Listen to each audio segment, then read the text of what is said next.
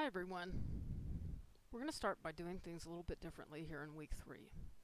Periodically throughout the semester, you're going to have some combination of a PowerPoint with some audio from me, just audio, or some sort of video from me.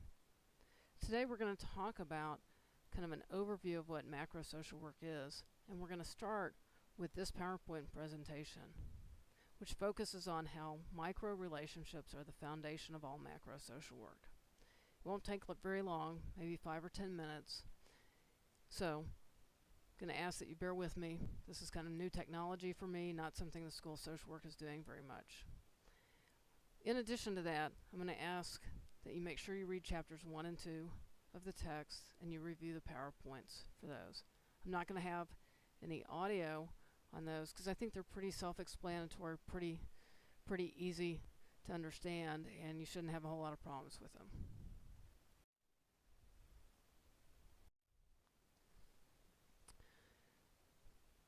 The key thing to think about this when we think about micro and macro and meso social work is how do we get things done in life? Where are deals being made in Congress? Where does it start? How do they get made? How does anything get done in life? And the bottom line is that most of what we get done at a micro, meso, and macro level starts with conversations of some sort between two people. These days, with the emergence of social media, Facebook, Twitter, that sort of thing, social media plays an increasingly important role, and you know I'm a pretty big fan of those types of mediums to affect social change. But what it really comes down to is that things are always transpiring as a function of conversations between two people. In the case of macro social work, sometimes it's two elected officials, two community members, sometimes an elected official and one of their constituents. But the bottom line is that it always starts with relationships and conversations with two people. I want to give you some examples based on community organizations I am or have been involved in. You can see basically several organizations that I've been involved in over the years. JCA is Just Communities of Arkansas. And as I look at this slide, I realize that it's not on the legend here, so bear with me. And then Pride Corps is the LGBT youth organization I'm currently involved in. CAR, Center for Artistic Revolution, which I've been previously involved in. Little Rock School District is an organization through the school district I've been involved in that addresses bullying. And then Stonewall Democrats is the Democratic LGBT caucus that's an officially recognized caucus of the Arkansas Democratic Party. As you look around, you can see that these are all things I've been involved with. And on the next slide, I'm going to give you some examples of how I came to be involved in them and how relationships between them have played out. So CC is me, and basically I got involved with CAR because I met someone who introduced me to Randy Romo, who was at the time the executive director of the board and the CAR organization.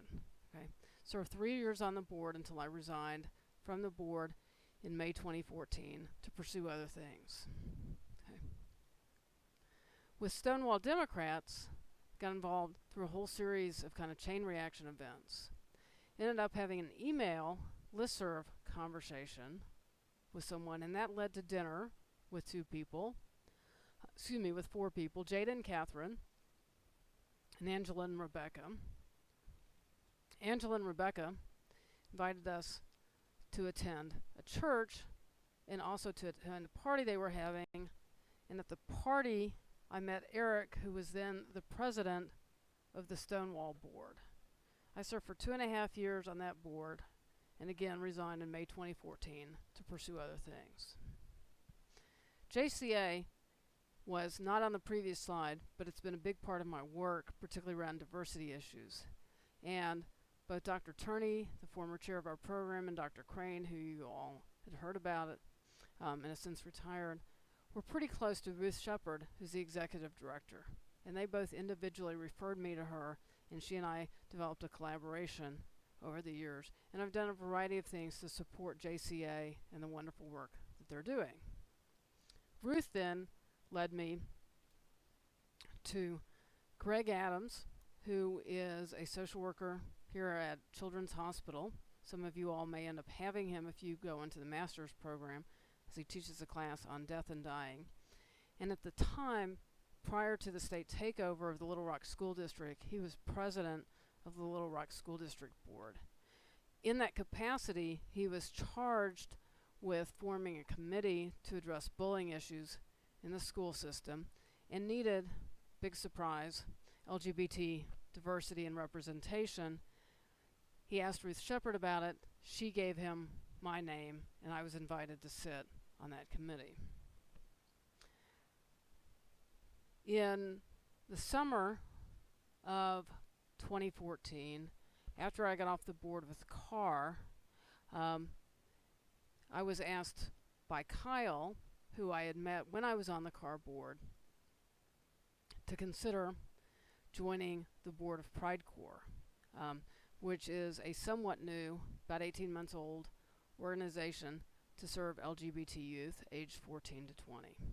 So as you can see, all of these relationships that I have with different boards, they all started with one-to-one relationships, whether through a friend who introduced me to someone, through a listserv conversation, through a colleague.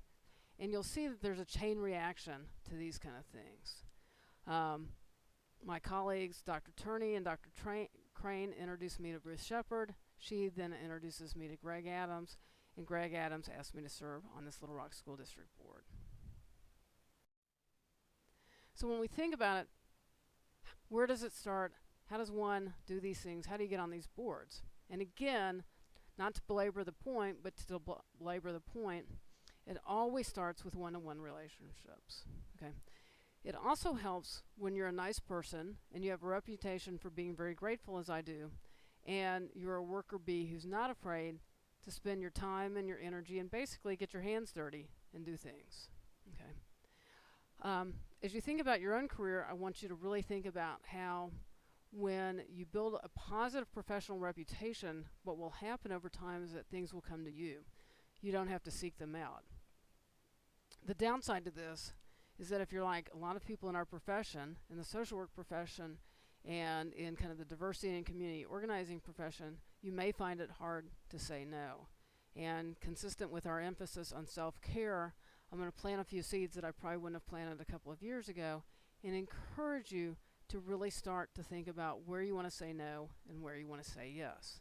Because the ultimate goal is that you're going to reach a point in your career that you're going to have more opportunities to say yes to, and you won't have to seek things out. Okay. Another consequence of all this is that you'll find that there's a domino effect. You're going to get to know more people, build your reputation. People will want you on their boards. They'll want your help. And again, the chief issue for you may be actually saying no. Okay. What is also interesting about this, as you can see in this final bullet point, is that as you develop a good reputation, people want to help you out. I've reached a point in my career where, quite frankly, sometimes people will do things and help me out simply because I ask them to, not because they're invested in the cause. And there seems to be kind of a quid pro quo related to this, where it's one of those things where I'll write a check to someone's organization and they in turn will write a check for mine, because there's some limitations on how much money we want to give, but also simply increasing the sheer number of donors that give to an organization actually looks good for the organization. As you can see here in this bullet point, a note that I've written a lot of checks because of who asked and less because I cared about the cause. But keep in mind, I'm not going to write a check to something for a cause that I'm pretty opposed to. I'm not going to write a check to, for example, an organization that works against women's rights, that works to limit women's right to have free and safe health care. Okay. A lot of times these checks are small, but if you keep in mind that simply getting 10 people to give you $10 sometimes is actually a little bit easier than getting a single person to give you $100. Okay. So the bottom line is this. Macro change starts and occurs via one-to-one relationships, such as Facebook, signing petitions online, knocking on doors, phone banking, which we don't see a whole lot of anymore, but it's still an important role, plays an important role, building relationships via social networks, having coffee, lunch, drinks, whatever with someone, going to events, some of which you may not want to attend, but you feel are necessary in order to promote your career or the cause that you are involved in, and even things like playing golf, tennis. A friend of mine plays bunco, has a big board game network.